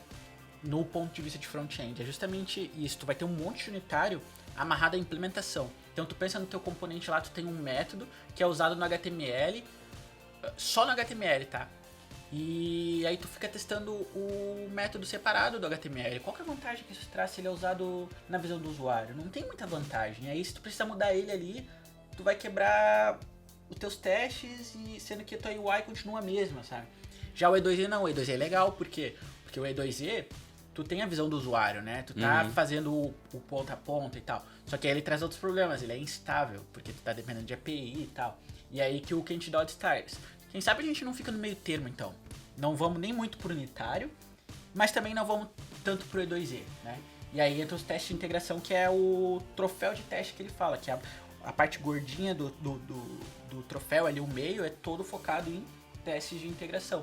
Então tu foca na visão do usuário, de comportamento. Se eu mudei a minha implementação, se eu mudei um serviço que é usado em vários lugares, não vai quebrar. Porque tu testa ali, é o resultado do componente. Do usuário, como que a tela vai se comportar. Dentro do contexto de React, né, que é a função do Test Library, o que é a nossa função atestável, né? É uma prop entrando e um HTML saindo. Então tu vai testar esse HTML, né? E é o que tu testa. Exatamente. E é o que é esperado de comportamento. E tem uma coisa interessante que eu acho que o Test Library que colocou, que às vezes até eu fico, mas não tem como. Por exemplo, usar seletores que só o dev tem acesso. Né? Que é tipo, ele não tem seletor, get element by class, sabe? Ou by selector. Não tem. Ele diz assim, é por texto, por out, ou seja, são informações que o usuário tem acesso, tem visibilidade. Então ele sempre testa na visão do usuário. O comportamento da minha aplicação na visão do usuário. Eu não tô fazendo seletor pela div, eu não tô fazendo seletor pelo coisa. Ele tem lá um test ID, que não é o recomendado dele, mas tipo assim, tem isso aqui, que aí implementa. Mas ele, de certa forma, então, ele contempla um teste E2E, né? É que o E2E, ele é ponta a ponta. Mas tu pode fazer, dá pra fazer. Ele não contém, ele não... É que ele não contém... É um pouco parecido. É mais ou menos. O problema é que assim, o Testing Library usa o JS Doom. É o JS Doom, né? Que é um interpretador de JavaScript dentro do Node. Tem um runtime separado ali pro e aí ele não é muito preciso em relação a browsers, por exemplo. Tá? Mas para te rodar esse teste, tu tem que emular a aplicação, como se fosse um E2E, né? Não, é num runtime de teste, tu não mas tá carregando o browser e tal, entendeu? Tu não tá com o browser ligado, mas tu tá com o driver, aquele que simula o browser rodando em background. Não é um browser headless. O JS DOM é um ambiente parecido com o browser, mas para rodar os testes de forma mais rápida. Ele é um pouco mais lento que o unitário, mas ele é bem mais rápido que o E2E. Por quê? O que o E2E faz?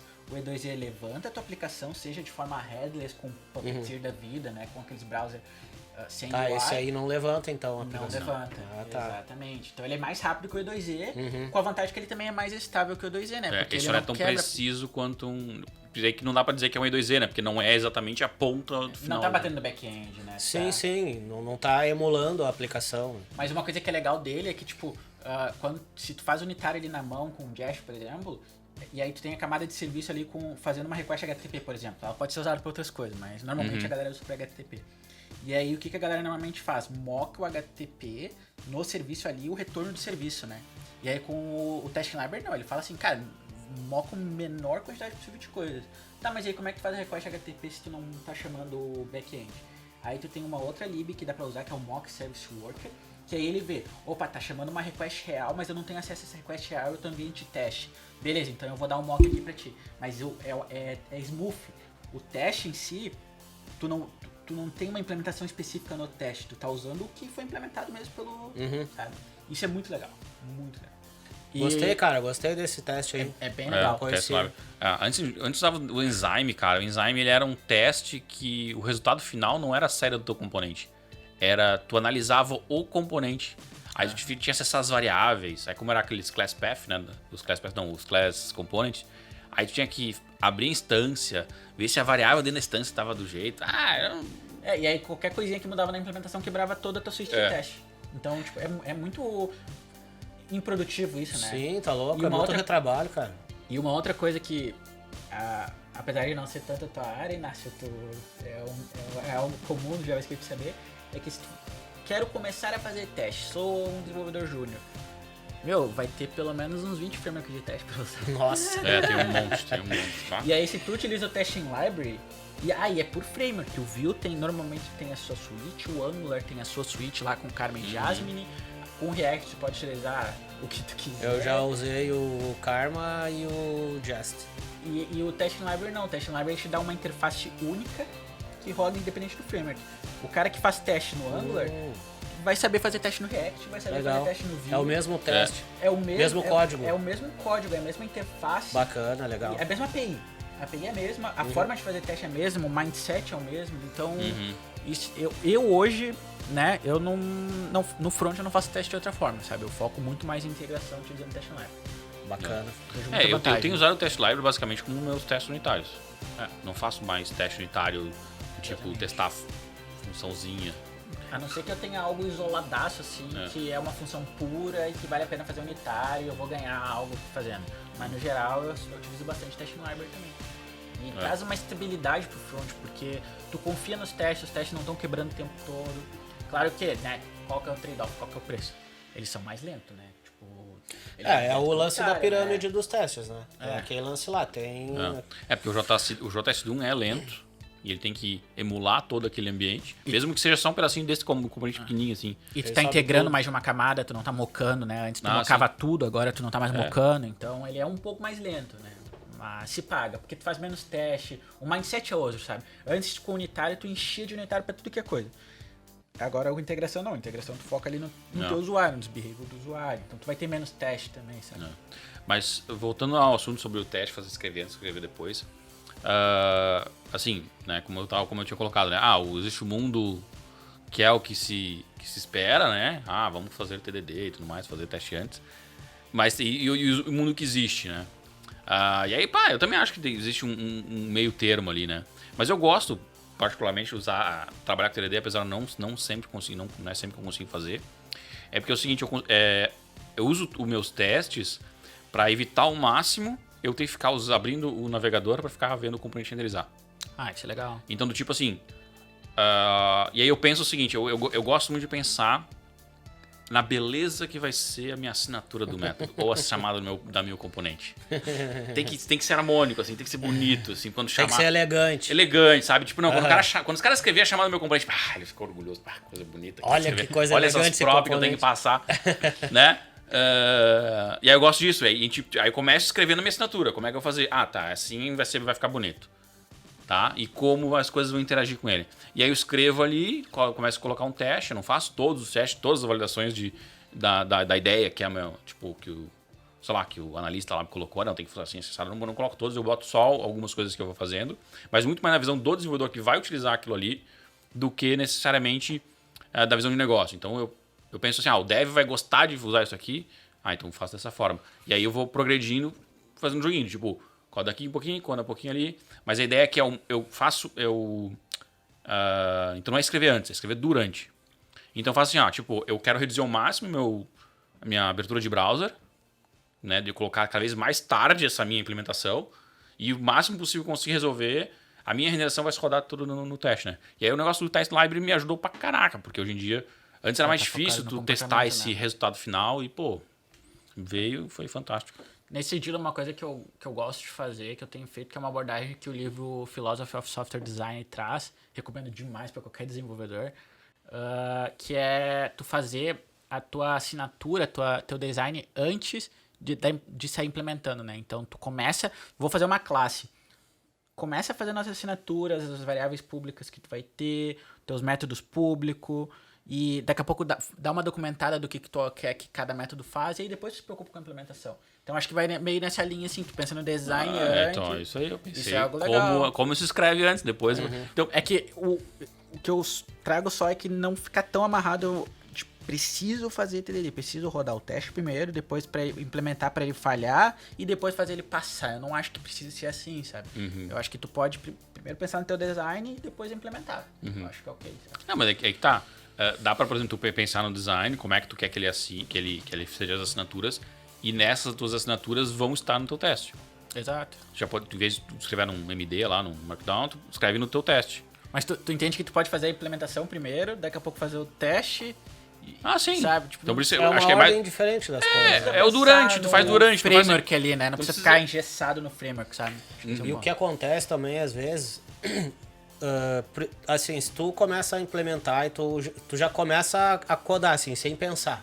Não pensou num diagrama ou numa comunicação ou nos componentes, tu não pensou em nada, só começa a cuspir código. Tu vai ter muita mudança. Quando começar a chegar numa outra parte da tua funcionalidade, tu vai ter que, de repente, refatorar uma coisa que tu já fez. Sim. Até E porque... aí, se tu já tá atrapalhando com o TDD, então, aí teu trabalho é muito maior. Tu cobra em triplo, às vezes. Não, mas aí que tá. Se tu... Porque assim, nosso pensamento, a forma como a gente organiza nosso pensamento é procedural. Ele vai pá. Então, se tu começar a codar já com a ideia que como o teu cérebro funciona, tu vai codar basicamente um procedural. Tu vai ficar fazendo etapa, né? Então, tu só vai conseguir achar um nível de maturidade de desenvolvimento de software que tu consegue abstrair, sair desse teu processamento procedural do teu cérebro com experiência. Ou seja, tu vai codar várias vezes, vai errar várias vezes, vai perceber, não é assim que eu tenho que pensar. Porque toda vez que eu penso dessa forma, eu vou ter que acabar refatorando, né? Mas é a questão de, tipo, como mudar, né? Claro, é interessante fazer fluxograma, implementar os gráficos e tudo mais. Mas meu entendimento é assim, tipo, não o TDD, talvez não o by the book do TDD, que é escrever tudo, tem que testar, passar, mas tipo, já utilizar essa parte do TDD para começar a meio que escrever esses fluxos, só que de uma forma de código, né? Eu acho que o que importa, assim, que eu concordo, é tu pensar em se desenvolver, né? Assim, Vai codando, né? Tu vai pensar em desenvolver, vai tentar olhar o problema de uma forma inteira, vai pegar, vai mudar, não, isso aqui, não, escrever tudo assim no bloco não dá, isso aqui eu posso separar pra cá e tudo mais. Eu acho que o único ponto, começou a fazer TDD legal, é massa, eu acho divertido, eu me divirto fazendo TDD, só toma cuidado pra não entrar naquele tunnel vision, assim, daí tu fica só olhando aquele... Sim. Acho que esse é o que fica, assim, Dedica. Mas não sou contra, tá? Eu acho que eu me divirto fazendo. Inclusive, tem uma prática que eu aprendi num treinamento de ágil bem legal, que era com o Diego, inclusive ele vem aqui já, né? Que é o TDD Ping Pong, que tu faz um pair-programming com TDD, tu faz o teste primeiro, o cara coda depois. Inclusive, eu dei um treinamento já pro pessoal, assim, a gente tinha que aprender teste, e aí um fazer o teste e o outro implementar. É muito divertido. Mas aí, no caso, tu tem que escrever todos os teus testes pra depois o cara ter que... Não, dá pra fazer ping-pong, né? Tá, ping-pong, vai fazer aos faz um pouquinhos. teste, o cara implementa. Um teste, implementa. Aí tu troca, daí um faz o teste, outro implementa, aí tu vai trocando. O legal é quem o cara mais experiente fazer os testes, né? Porque ele já tem uma noção mais de design, consegue sair um pouco ali da funçãozinha e tal, né? Do bit, ele consegue olhar um pouco mais pra cima o contexto. E aí é legal ele fazer o teste até pro dev mais júnior ali, aprender, né, como se faz o teste e já, tipo, pensar na implementação, né? Então, é bem divertido, vale muito a pena. É isso aí. Eu acho que é mais ou menos a vibe que eu tava colocando ali, né? Sim. É um ping-pong que tu vai fazer só contigo mesmo, né? Tipo, fazer um brainstorm sozinho.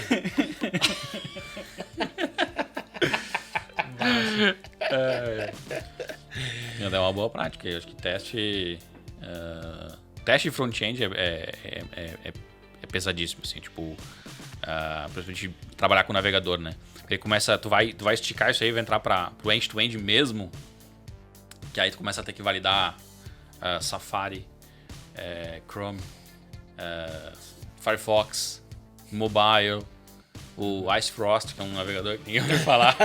Exatamente. Mas isso aí eu acho que a gente já falou bastante coisa de front.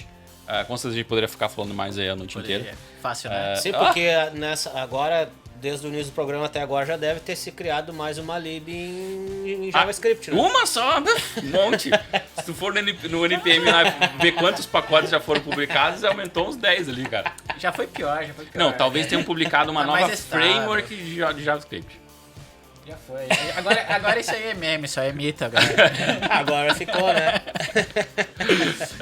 Não, mas que foi bem na época que mudou para S6 é que começou a surgir, né? Porque mudou um monte de coisa dentro do JavaScript e aí a galera começou a criar framework pra fuzel, assim. Viu, Adrian? Quantas vezes tu limpa teu Node Modules por dia na tua máquina? Às vezes. Node Modules é o martelo de Thor, né, cara? Tão pesado. Tem um cara que fez um script aí tem que script no computador lá. ele varre as pastas todas pra apagar os Node Modules. Né? Mas sabe... E às vezes trava o computador. Cara, é engraçado isso. Eu tinha o Ubuntu que, quando eu configurei, eu tenho dual boot, né? Então eu uso o Windows pra jogar e o Ubuntu pra trabalhar. E aí eu fiz a caca de botar só 50 GB pra Ubuntu. Aí tu pensa, 50 GB de quê? De disco? De disco. Aí tu pensa, 50 GB é muito. E eu só usava, sabe pra quê? Pra projeto JavaScript. Só pra isso.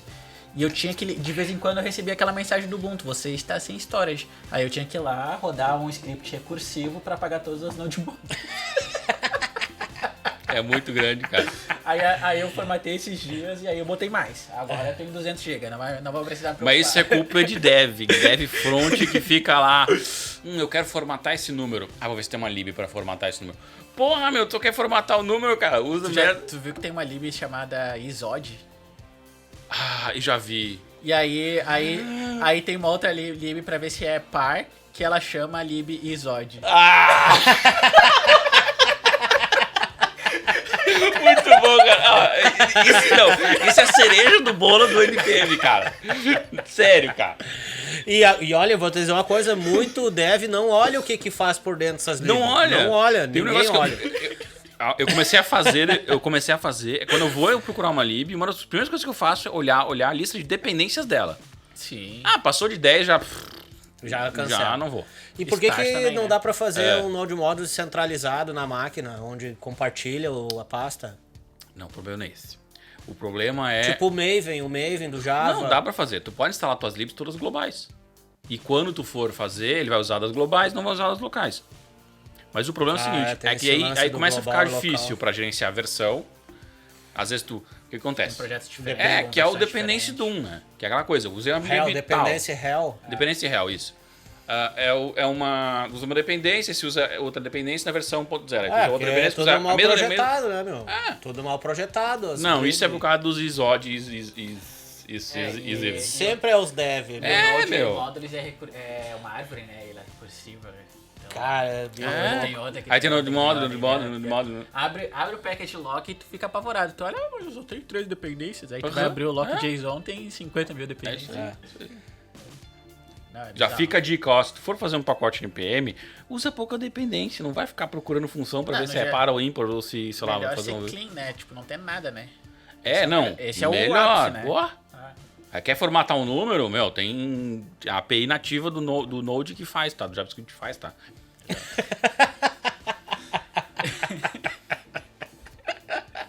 Essa é uma boa. Procura pra ver se a API nativa faz primeiro. Né? Exatamente. Aliás, eu tô numa guerra contra Lodash, né? Na Cara, eu vida. detesto Lodash. Eu tô assim, não, pode tirar esse Lodash aí. Porque, meu Deus do céu, cara. Pra fazer um get. Porque eu quero fazer o get, que é bom. Aí usa só o get. Tá, mas dá pra usar o import só do slash, né? Mas tudo bem, quando tu instalar, ele vai instalar todas as tralhas que ele vem, né? Eu acho que... Até posso estar falando uma besteira assim, mas quando eu usava, não tinha tree shaking. Tipo, o Lodash. Então tu não conseguia, por exemplo, importar só uma função específica dele e usar só ele. Tu tinha que baixar todo o bando, que nem o Moment.js, né? No caso do Moment, eu tenho certeza que hoje que ainda não tem, porque eles meio que tiraram o suporte, né? Pararam de dar suporte. O Moment já tá meio... O pessoal tá usando aquele DateFNS lá. O pessoal parou de usar até, né? E eles pararam de dar suporte. Agora o Lodash posso estar falando besteira. Ou eles podem ter adicionado, mas esse era um problema, porque daí, tipo, tu quer usar só uma funçãozinha específica, aí tu tinha que baixar. Fazer o import dando... Não, agora tu consegue fazer o /get, sei lá, deep merge, que aí ele tem lá. Carrega só aquela função. Aí carrega só aquela função. É melhor. Melhor porque lá no teu bando não vai ir. Não, vai tudo, exato. Mas primeiro, o dev tem que estar sempre ciente de fazer isso, que às vezes não faz. Sim, se der import Lodash. Import Lodash vai vir tudo. Aí tu tem lá o Webpack Analyzer, né? Aí tu vê os quadrados dos pés, da dependência, tá lá, Lodash desse tamanho. Aí tu vai fazer um search no teu código, usa pra uma coisa só. Nossa. Eu particularmente, tipo, e outras, se for ver, há um tempo, no S5, por exemplo, fazia sentido, né? Tu queria ir mais pra uma pegada funcional, tu não tinha método pra usar, tu não tinha estrutura de dados. Exatamente, pra usar. Então, pô, legal, o Lodash ajudava. Hoje em dia, tu tem, a linguagem tá evoluindo bastante, né, cara? Forlit, tem consegue todos. até fazer, tipo, flat map e tal. Reduce. Então, antes não conseguia fazer isso, então ok, sabe? Hoje em dia eu acho meio... É. Eu prefiro até daqui a pouco entrar no código Lodash, copiar aquela função e passar pra dentro. Acho que é Isso, melhor, sabe? E aí, tipo assim, o pessoal gosta bastante do get, né? Porque tu consegue montar a partir de uma string, fazer um get nested sim. do objeto. Cara, 3 linhas tu faz uma função dessa, sabe? Faz. Sabe? 3 linhazinhas tu resolve o problema. Não precisa puxar um negócio todo, né? Exatamente. E aí tá, mas tudo bem, a galera lá tá começando ok, vamos tirar as coisas, né? Mas enfim, acho que o Lodash a gente tá falando mesmo. A gente tava finalizando, né? Tava. É fácil, né? Última pergunta. TypeScript. Totalmente a favor. Tá usando bastante? Cara, antigamente eu não usava TypeScript pra POC. Mas, cara, eu comecei a ver que até pra POC eu sou mais rápido usando TypeScript, porque ele me ajuda em várias coisas, do que sem TypeScript. Só o fato de, às vezes, tu ter a compilação ali, de fazer as inferências do tipo, pra mim já ajuda pra caramba do que se tu não ter, sabe? Eu acho que codar hoje em JavaScript puro é muito perigoso. Eu acho que TypeScript pra mim é fundamental. Aí, ó. Temos que começar a botar a tipagem nessa gurizada aí, hein? Cara, pra mim, TypeScript foi essa época... Eu já fui da época que eu odiava Java por causa de tipo. Aí hoje eu utilizo tipo. Agora estão copiando. Porque daí tu começa a trabalhar com projeto em escala, Não, né? não tem como. Cara, é muito legal tu refatorar algo e tu ver aquela lista de erros, das coisas que tu quebrou e tu ficar tranquilo, porque aquilo ali não vai pra produção e não vai dar um erro no teu usuário. Isso. É muito legal. Sabe? Sim. Tipo, pra mim é obrigatório. Eu utilizo pra quase tudo. Ou então quando tu precisa saber quais são os parâmetros do método, tu não tem que abrir o método.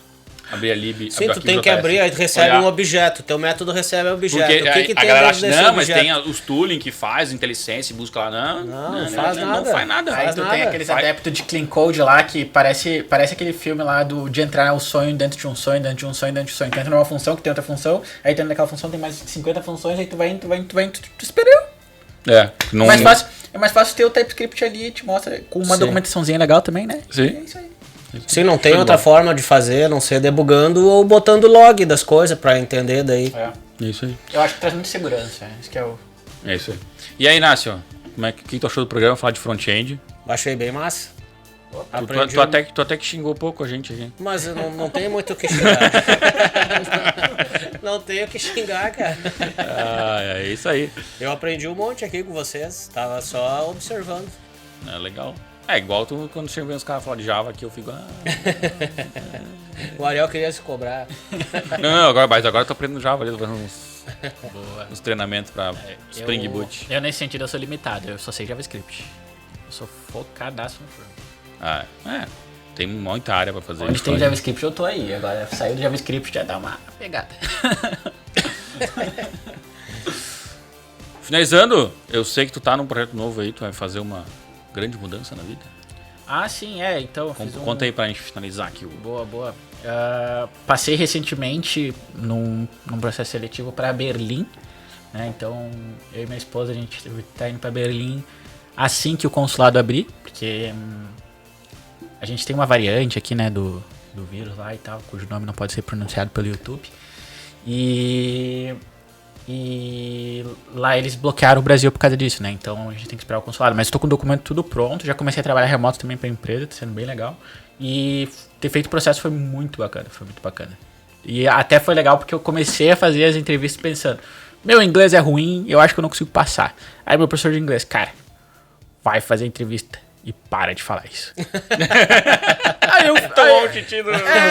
Aí eu comecei a fazer o primeiro remoto. Minha ideia não era ir logo de cara, porque eu sempre tive esse sonho de ir pra fora, né? Mas não, era começar remoto pra ver se ganhando confiança.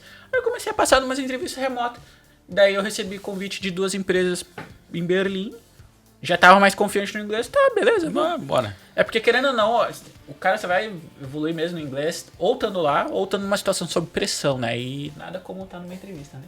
Melhor situação sob pressão. Tem que estar vivenciando aquilo ali, né, cara? Senão não engata. As aulas são essencial, obviamente, né? Mas se tu não tem o contato diário, demora muito tempo para te... Exatamente. Inclusive, uma das empresas que eu passei nas duas que eu fiz para Berlim. Inclusive, uma delas falou: olha, tu precisa melhorar bastante o teu inglês. Aqui a gente fala alemão, né? Em Berlim. Mas eu falo alemão, né? Eu sou alemão, mas aqui na empresa a gente só fala inglês. Então, tipo, tu precisa melhorar teu inglês. Mas a gente te quer. Então, tipo, nem isso foi barreira, sabe? Nem inglês foi barreira. Isso é legal, então... isso é bacana, pô. A gente chega lá, aqui tu aprende inglês, você aprende. Você aprende. A gente sabe dessa limitação, mas vamos lá, entendeu? Então, eles precisam e essa rampada do inglês vivenciando diariamente é bem... Exatamente. E até por isso, fazer um disclaimer rápido aqui, pessoal, para finalizar. Para quem tava começando a acompanhar o Devs de Valor e tava curtindo, eu tô numa fase de transição na minha vida, me mudei faz pouco tempo num lugar temporário, então tá meio ruim de gravar. Mas assim que a gente estiver instalado em Berlim, tudo certinho, voltarei com os vídeos. Então fiquem tranquilos. Então vídeo diretamente de Berlim, hein? Diretamente de Berlim. Então tá. Vamos fazer esse vídeo em conjunto? Lá de Berlim, está aqui? Pô. Vamos fazer. Legal. Bem fácil. Barbadinha. Abre o link. Bem fácil. E aí, Adriano, como é que tá o tempo aí em Berlim? Nosso correspondente ali. Exatamente. Provavelmente vai estar frio, né? 9 meses lá é frio. Bem frio. É isso aí. Berlim é massa. Mas é isso. Tá? Beleza, galera. Vai ficar ansiosa aí, esperar aparecer os novos vídeos. Que eu não sou ansioso, né, cara? Adriano, quero te agradecer aí a presença no Threadcast. Aí foi um prazerzão a gente te receber aí. Trocamos várias ideias muito, muito legais. Acho que o pessoal deve ter aproveitado, deve ter curtido bastante o que tu trouxe aí pra gente. Eu pude participar um pouco mais, né? Nossa, de Java chato. Fico de Java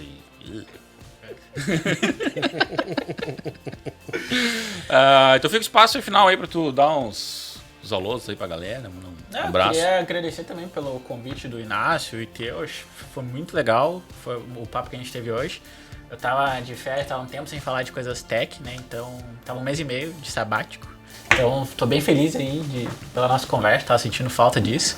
E, valeu demais. E pro pessoal que tava curtindo o Devs de Valor, fiquem tranquilos, tá? O projeto não morreu, a gente vai retomar com força total logo, tá? Então, é isso aí. Valeu pelo convite, valeu pelo espaço. Agradeço demais. Show. Maravilha. Eu agradeço também a presença aí do Adrian, grande presença. Valeu. Compartilhando suas experiências, seu conhecimento, foi muito massa, eu gostei bastante da conversa. É a conversa do dia a dia, né, cara? O que a gente vivencia aí no dia a dia do desenvolvimento e tal. E que é bem legal trazer as visões que o Adrian trouxe. Até pra, de repente, a gente poder estar ajudando alguma pessoa por aí, dar algum insight, né? Exatamente. E aquilo, né, pessoal? Não levem tudo ao pé da letra. Se a gente falou alguma besteira aqui, o front-end tá mudando o tempo todo. Eu mesmo, há um tempo atrás, eu não usava testing library. Hoje eu tô defendendo testing library. No futuro pode surgir algo melhor do que a gente falou aqui. Isso é verdade. Trouxemos a nossa experiência até o momento, né? Só lembrando, a gente tá em final de julho de 2021, então muito não levem o que a gente tá falando hoje para daqui a 2 meses, tá? Porque vai estar tudo diferente. Então tá.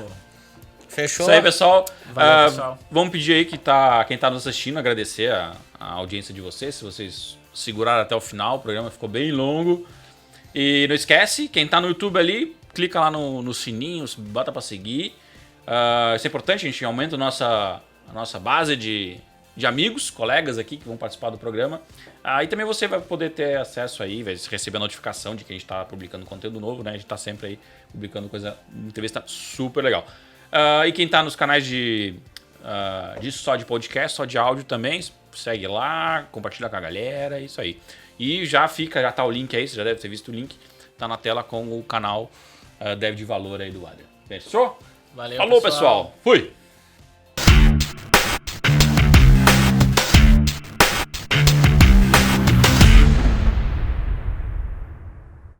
Aí, ó, temos uma ligação importante.